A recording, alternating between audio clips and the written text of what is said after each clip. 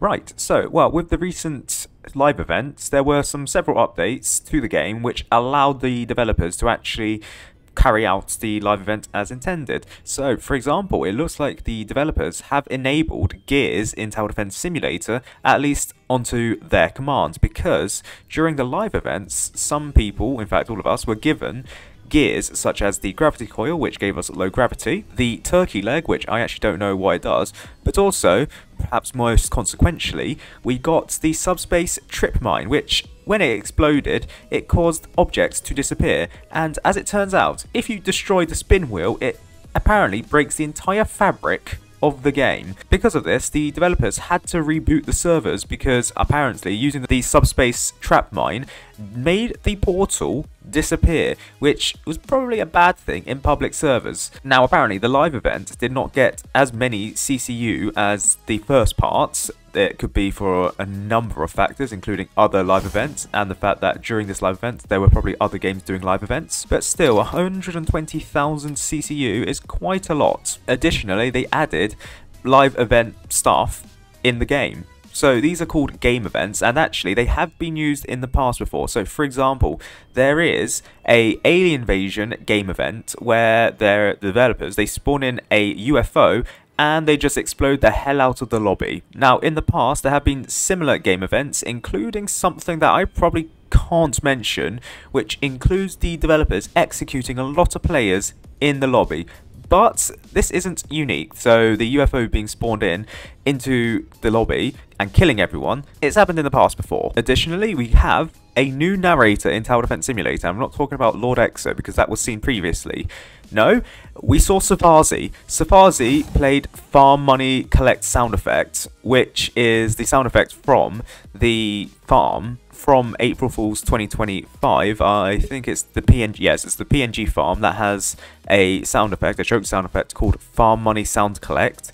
And Safazi has two voice lines, one of them being that for the farm, and the other one being I must say I'm unimpressed, which was probably voiced by Enthrallis and not Safazi. Safazi is just, I guess, the narrator title that he's given himself. Also, in addition to this, the mechanical rot was added to Tower Defense Simulator, again with a modern version, an updated version actually, and this replaced the corrupted conserver, which you can no longer get from logbooks, which probably makes it the rarest enemy to get as a logbook, given the fact that you could only probably beat the October 7th live events, like, twice. That's not great odds, but I do have the Mechanical Rot logbook, which, you know, very cool. As you can see here, Mechanical Rot, and you actually do get the current version of it, but you also get the legacy version of it if you spawn it into sandbox mode. The Mechanical Rot, it has three abilities. Well, the first ability being a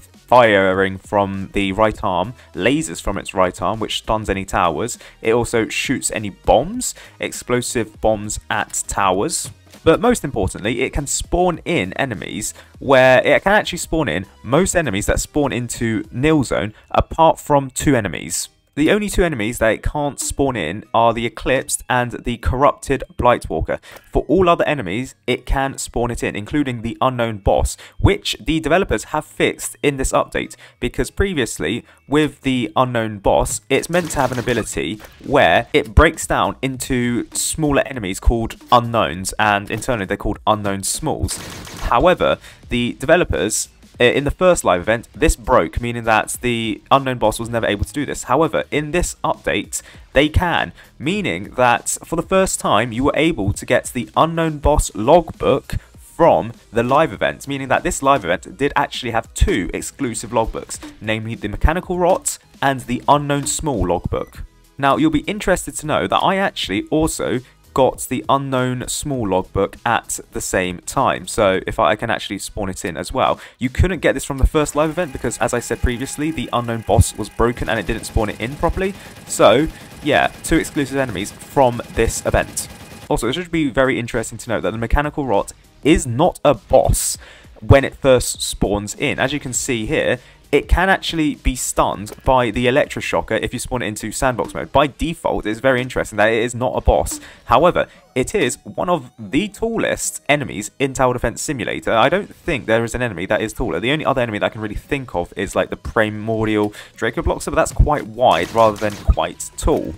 But as I've mentioned previously, there is also the legacy version of the Mechanical Rot, which is the version from the Hidden Wave. And interestingly enough, this is a boss, which, you know, it makes sense. During the legacy Hidden Wave, this was also a boss, but you can actually stun it, I think. Like, if you look at the electroshocker stunning this Mechanical Rot, it is being stuck. Now, I wonder if this is like a glitch, perhaps, with the Mechanical Rot targeting enemies, but it does actually get stuck for a little bit. I'll just have to put down an accelerator to see it when it targets. Yeah, so when this Mechanical Rot targets an enemy, or sorry, a tower, it gets stuck. It doesn't even actually stun them. Now, it makes sense given that this Mechanical Rot is from the legacy versions of Tower Defense Simulator and has likely not been updated to the modern version of Tower Defense Simulator.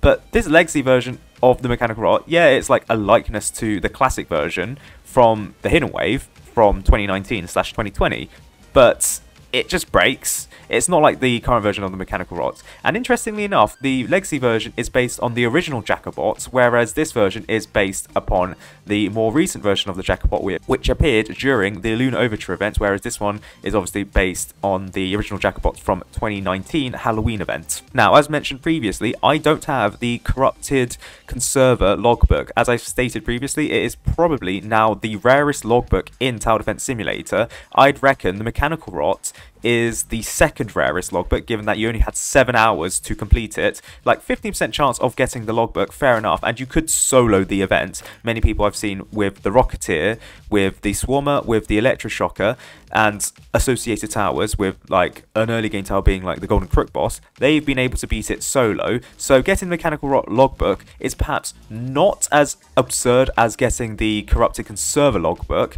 However, it being only available for 7 hours means that the scope of people that were able to beat the live event is probably quite low, especially when you compare it to the Frostspawner, which, yes, you probably had to beat you had to kill Frostspawn enemies 20 times because it only had a 5% chance of getting its logbook when you killed it, but you did have, from discovery, about a week to get it, and yes, the amount of pumpkin bombs was probably very limited, but I'd reckon with the amount of time that some people did and devoted to actually getting Frostspawner logbook, it probably means that the Mechanical Rot is probably second rarest logbook. And then you also have to remember that the Unknown Small did also appear in this live event. Now, the Unknown Small spawns from the Unknown boss, and the Unknown boss does spawn in naturally, I believe. However, due to its low health of 5,000 health, which is relatively low, I mean, obviously it's not like 1 health low, but it's low in terms of collecting logbooks.